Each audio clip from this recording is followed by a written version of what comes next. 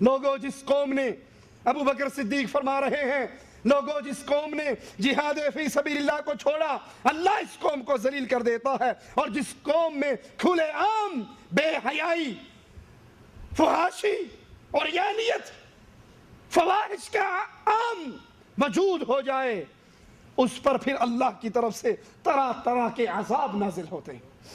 آج ہماری یہی کنڈیشن نہیں ہے؟ جائیے انڈیا پاکستان کی گلیوں کو دیکھیے، کہیں قبروں کو پوجا جا رہا ہے، کہیں درگاہوں کو پوجا جا رہا ہے، کہیں درختوں کو پوجا جا رہا ہے، کہیں پتھروں کو پوجا جا رہا ہے، کہیں بابا جی کی بیری کو پوجا جا رہا ہے، کہیں حضرت جی کے غسل کرنے کے مقام کی عبادت ہے، کہیں ان کے چلہ کاٹنے کے مقام کی عبادت ہے۔ اور برائیوں میں سب سے بڑی برائی اللہ کی عبادت میں غیر کو شریک کرنا ہے۔ باقی ساری برائییں چھوٹی، شرک اکبر برائیوں میں سب سے بڑی برائی ہے۔ لوگوں جب تک میں اللہ اور اس کے رسول کی اطاعت کروں، یہ ذات صرف محمد علیہ السلام کی ذات ہے، وہ جو کہے ماننا پڑتا ہے، ان کی تباہ، ان کا کہہ دینا ہی حرف آخر ہوا کرتا ہے۔ لیکن ان کے علاوہ ابو بکر بھی کہہ رہے ہیں میں اللہ اور اس کے رسول کی اطاعت کروں تو تم میری اطاعت کرنا، اور جب میں اللہ اور اس کے رسول کی نافرمانی کروں تو تم پر میری اطاعت واجب نہیں۔ یہ ابو بکر صدیق رضی اللہ عنہ وارضاہ کا پہلا خطبہ، اس سے فارغ ہونے کے بعد رسول کے خلیفہ کو سب سے پہلا کام جو نظر آیا وہ اللہ کے رسول صلی اللہ علیہ وسلم کو غسل دینا۔ اور ہر صحابی یہ چاہتا تھا آخری ساعات میں، آخری لمحات میں اللہ کے نبی صلی اللہ علیہ وسلم کی یہ خدمت میں کروں۔ لیکن ابو بکر صدیق رضی اللہ عنہ وارضاہ، ان کی فراست مسلمانوں کو اس اختلاف سے بھی بچا کر لے گئی۔ کہنے لگے اللہ کے نبی صلی اللہ علیہ وسلم کو غسل آپ کے اہل بیت دیں گے۔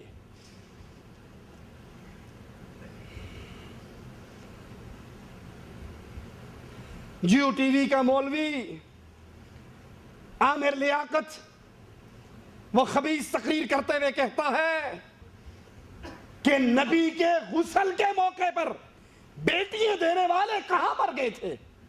نعوذ باللہ ثم نعوذ باللہ، کہ ابو بکر نے بیٹی دی، عمر نے بیٹی دی، یہ بیٹیاں دینے والے کہاں پر گئے غسل کے موقع پر؟ ارے ظالم، تم کیا جانو ابو بکر کی فراست کو؟ اگر یہ معاملہ اہل بیت کے لیے خاص نہ کیا جاتا تو اس مسئلے پہ اختلاف ہو سکتا تھا۔ ہر صحابی یہ چاہتا کہ میں نبی کی اس آخری معاملات میں، آخری لمحات میں یہ خدمت کروں۔ اللہ کے رسول صلی اللہ علیہ وسلم کے خلیفہ نے پوری امت کو اپنی فراست اللہ کے فضل سے، اختلاف سے نکالتے ہوئے کہا یہ کام، یہ خدمت رسول کی، رسول کے اہل بیت ہی کریں گے۔ نبی کو بیٹیاں دینے والے تو نبی کے ساتھ غار کے اندر بھی، نبی کے ساتھ ہجرت کے سفر پہ بھی، نبی کی حفاظت کرتے ہوئے میدان بدر میں بھی۔ اسی لیے کہتے ہیں نبی کے صحابہ کہ ابو بکر، عمر، ابو عبیدہ، آپ کے یہ ساتھی میدان جنگ میں آپ سے آگے ہوا کرتے تھے اور نماز میں آپ سے پیچھے ہوا کرتے تھے۔ وہ نبی کو چھوڑ کر نہیں گئے، انہوں نے زندگی بھر اپنے رسول صلی اللہ علیہ وسلم کی مدد کی۔ وراثت کے مسئلے پر پھر اختلاف ہوا۔ نبی کا مال، نبی کی وراثت، ابو بکر صدیق رضی اللہ عنہ وارضاہ نے فرمایا میں نے رسول اللہ صلی اللہ علیہ وسلم سے سنا، آپ نے فرمایا ہم جملہ انبیاء، ہمارا کوئی وارث نہیں ہوتا، ہم جو کچھ چھوڑتے ہیں وہ امت کے لیے صدقہ ہوتا ہے۔ تمام صحابہ نے اس کو تسلیم کیا اور یہ اختلاف بھی ختم ہو گیا۔ پھر بیرونی مصائب کا سامنا ہوا، یہود و نصارہ نے سرکشی کی، اعراب بادیہ نشین مرتد ہو گئے، ایسا گروہ اٹھا جنہوں نے زکوٰۃ کے انکار کیا، اور 3 کذاب انسانوں نے، جن میں 1 عورت اور 2 مرد، جنہوں نے جھوٹی نبوت کا دعویٰ کیا۔ ابو بکر صدیق رضی اللہ عنہ وارضاہ ان تینوں کے خلاف میدان جہاد کو برپا کرتے ہیں۔ ادھر یہ پریشانیاں، ادھر لشکر اسامہ، رسول اللہ صلی اللہ علیہ وسلم کی زندگی کا وہ آخری لشکر جو آپ نے رومیوں کے خلاف جہاد کرنے کے لیے روانہ کیا۔ آپ کی بیماری کی خبر سن کے یہ لشکر رک گیا، اور جب اللہ کے رسول صلی اللہ علیہ وسلم کے خلیفہ خلافت سنبھالتے ہیں، سب سے پہلا اعلان، مدینہ پریشانیوں میں گھرا ہوا، مدینے کے باہر لوگ مرتد ہو رہے، کوئی گروہ زکوٰۃ کا انکار کر رہا، کوئی اپنی نبوت کا اعلان کر رہا، اور ابو بکر صدیق کا پہلا اعلان، لشکر اسامہ کے مجاہد سب میدان جہاد میں اکٹھے ہو جائیں، روانگی کے موقع پہ اکٹھے ہو جائیں اور میدان جہاد کی طرف کوچ کریں۔ لوگوں نے آ کر کہا، اے ابو بکر، مدینہ خطرات میں گھرا ہوا ہے، ہمارے اندر جو کل تک مسلمان تھے وہ مرتد ہو رہے ہیں، قبائل مرتد ہو رہے ہیں، کوئی زکوٰۃ کا انکار کر رہا ہے، یہود و نصارہ اپنی پلاننگیں کر رہے ہیں، ابھی مدینے کو خود اپنے خطرات ہیں، آپ اس لشکر کو روانہ نہ کرو۔ کہا کیسی بات کرتے ہو، یہ کیسے ہو سکتا ہے؟ ابو بکر خلافت پر بیٹھتے ہی سب سے پہلا کام محمد کی نافرمانی والا کرے؟ جس جھنڈے کو، جس علم کو رسول اللہ نے لہرایا تھا، ابو بکر اس کو لپیٹ کر گھر نہیں رکھ سکتا۔ اللہ کی قسم، اگر مجھے یہ پتہ لگ جائے کہ اسامہ کا لشکر روانہ کرنے کے بعد میری لاش کو مدینے میں جانور گھسیٹتے پھریں گے، مجھے یہ منظور ہے، لیکن محمد کا بھیجا ہوا لشکر گھر نہیں بھیجا جا سکتا۔ یہ ابو بکر رضی اللہ عنہ وارضاہ کی محبت۔ پھر منکرین زکوٰۃ کے خلاف جہاد کا اعلان کیا۔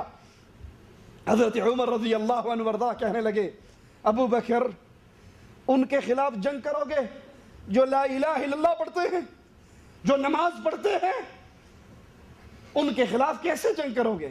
کہا ہے عمر، اللہ کی قسم میں ان کے ساتھ جنگ کروں گا جو نماز اور زکوٰۃ میں فرق کرتے ہیں، جو نماز پڑھیں زکوٰۃ ادا نہ کرے، میں ان کے ساتھ جہاد کروں گا۔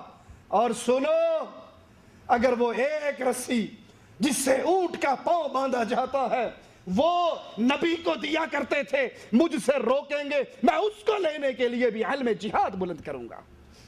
اور پھر اپنے گھر میں داخل ہوئے، اسلحے سے سج دھج کر اونٹ پہ سوار ہو کر نکلے اور کہا، لوگوں، آج اگر سارے پلٹ جائیں گے، ابو بکر تنہا جہاد کے لیے نکلے گا۔ حضرت علی گھوڑے پر سوار ہو کر پیچھے نکلے، کہا، خلیفۃ الرسول واپس آ جائیے، آپ کو اگر کوئی نقصان پہنچا تو پھر اسلام کا نظام غالب نہیں ہو سکے گا، قائم نہیں رہ سکے گا۔ یہ آپ کے وہ عظیم الشان کارنامے، آپ کی فراست کے منہ بولتے وہ ثبوت۔ جب مسلمانوں کا یہ لشکر روانہ ہوا، وہ جو مسلمانوں کے خلاف پلاننگ کر رہے تھے، ان پہ اس کا ایسا رعب طاری ہوا کہ ہم تو سمجھتے تھے یہ نبی کی وفات سے کمزور ہو گئے، یہ تو ابھی بھی اتنے بہادر ہیں کہ وقت کی سب سے بڑی طاقت روم کے ساتھ ٹکر لینے کے لیے ان کا قافلہ نکل چکا ہے۔ اور اسامہ رومیوں کو شکست دے کے بہت زیادہ مال غنیمت لے کر واپس آتے ہیں۔